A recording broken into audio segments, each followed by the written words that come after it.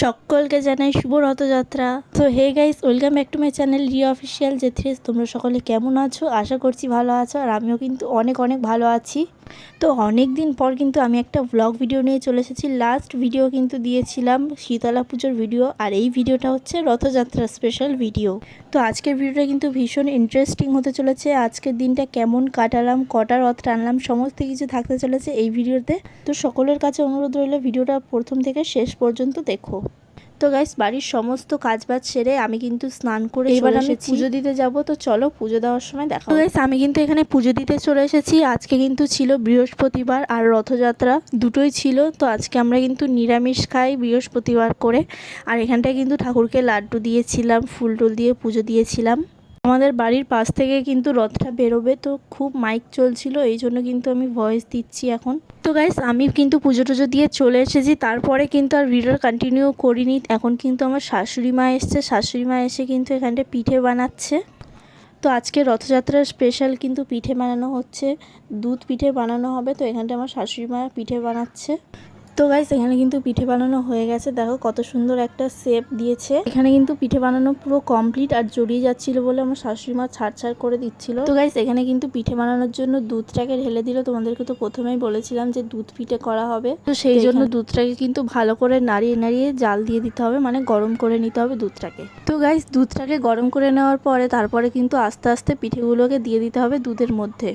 তারপরে দুধের মধ্যে পিঠেগুলো দেওয়ার পর আস্তে আস্তে কিন্তু নাড়িয়ে নিতে হবে, সাবধানে নাড়াতে হবে যাতে ভেঙে না যায় পিঠেগুলো। তো গাইস, এখানে কিন্তু পিঠেগুলো প্রায় হয়ে এসেছে। দেখো কত সুন্দর লাগছে দেখতে। আর আমি কিন্তু পিঠে খাই না, তার কারণ আমার নারকেল পছন্দ নয়। নারকেল ছাড়া পিঠে আমার ভালো লাগে, কিন্তু নারকেল পিঠে আমার একদম ভালো লাগে না। তো গাইস, এখন কিন্তু প্রায় বিকেল হয়ে গেছে, আর রথও কিন্তু বেরোনোর সময় হয়ে এসেছে। আর বাইরে এতটা পরিমাণে রোদ যে কি বলবো, চলো তোমাদেরকে একবার দেখাই বাইরে কতটা পরিমাণে রোদ। তো গাইস দেখো এখানটা কতটা পরিমাণে রোদ পড়েছে বাইরে। সকালবেলা একটু বৃষ্টি হয়েছিল, তারপরে কিন্তু আর বৃষ্টি হয়নি। দুপুর থেকে ভীষণ পরিমাণে রোদ পড়েছে। আর রথের সময় কিন্তু অনেক সময় বৃষ্টি হয়, আজকে হয়নি বৃষ্টি, জানি না কেন। এমনি সময় কিন্তু প্রত্যেক দিনই বৃষ্টি হয়। আর এখন কিন্তু বিকেল বাজে 4টে, তাও কিন্তু রোদ কমেনি। তো চলো, এখন কিন্তু বিকেল বাজে 4টে, আর এখন আমি রান্না করব, মানে রাতের জন্য। রাতে করব ঘুগনি, আর কিছু করব না।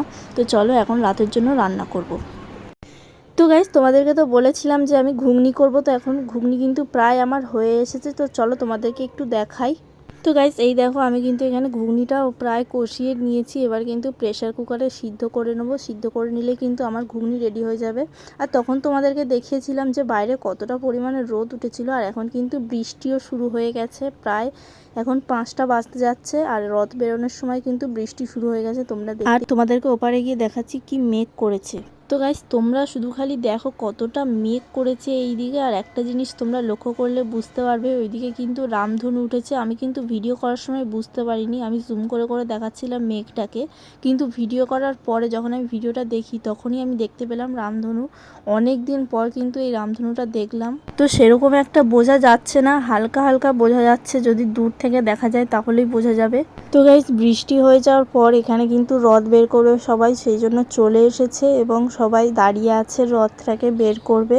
তো চলো তোমরাও দেখো।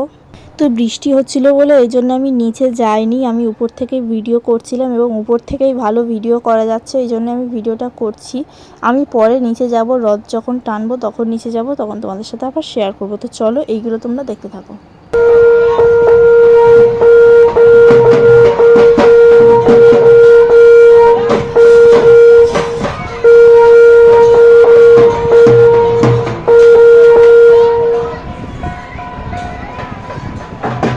তো গাইস, তোমরা তো দেখতেই পেলে ওখানটায় সবাই ধূপ মোমবাতি জ্বালাচ্ছিল।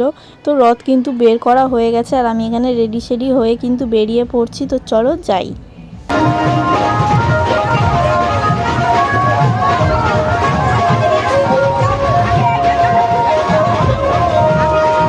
তো গাইস, এখানে কিন্তু ঠাকুরগুলো সবাই নিয়ে আসছে। তো চলো এবার রথের মধ্যে তুলবে ঠাকুরগুলো, তোমরাও দেখতে থাকো।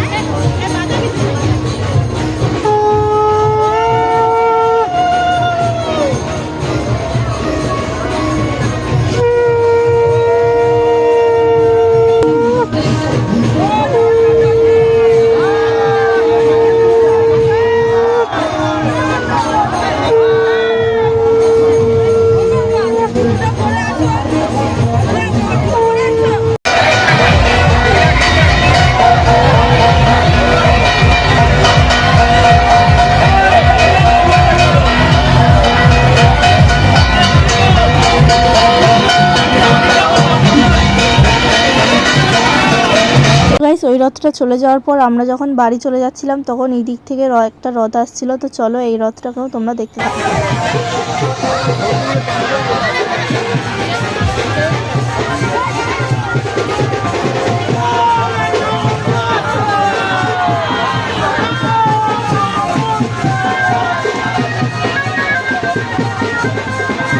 তো গাইস রথ দেখে কিন্তু আমরা বাড়িতে চলে এসেছি, অনেকক্ষণ হয়ে গেছে। তারপর আর ভিডিওটা কন্টিনিউ করা হয়নি, কোথাও যাইনি আমরা রথ ট্রেনে, কিন্তু বাড়িতে চলে এসেছি কারণ খুব বৃষ্টি হচ্ছিল, ওই জন্য আর যাইনি কোথাও।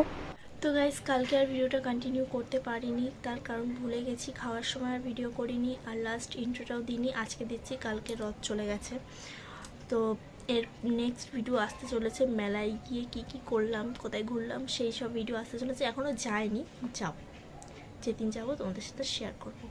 তো ভিডিওটা এই পর্যন্তই। ভিডিওটা ভালো লাগে থাকলে like, comment, share and subscribe করে দেবে। দেখা হবে নেক্সট ভিডিওতে, ততক্ষণ ভালো থেকো, সুস্থ থেকো, টাটা।